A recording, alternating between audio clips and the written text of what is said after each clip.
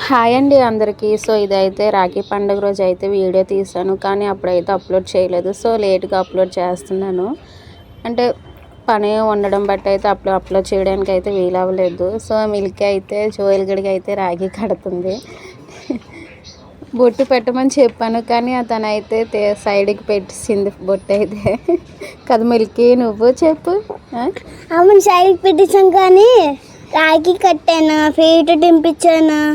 ఇంకేంటో money నాకు అస్సలు వేసాడు, కానీ డబ్బులు అమ్మలేదు.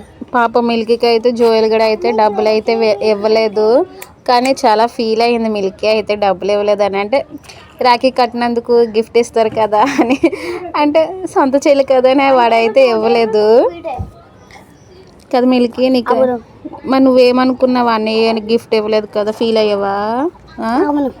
అవునా? సో ఇంకో మిల్కీ అయితే రాఖీ కడుతుంది, కానీ లాస్ట్లో అయితే దిష్టి అయితే తీయలేదు. అంటే చిన్నపిల్లలు కదా అని హారతి అయితే ఇవ్వలేదు. కాకపోతే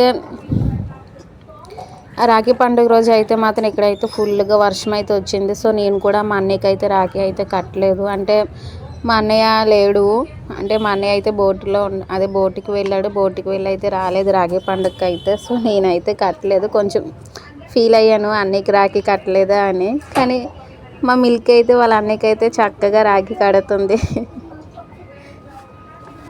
సో అందరూ రాఖీ పండుగ ఎలా జరుపుకున్నారు? అందరూ బాగా జరుపుకునే ఉంటారు.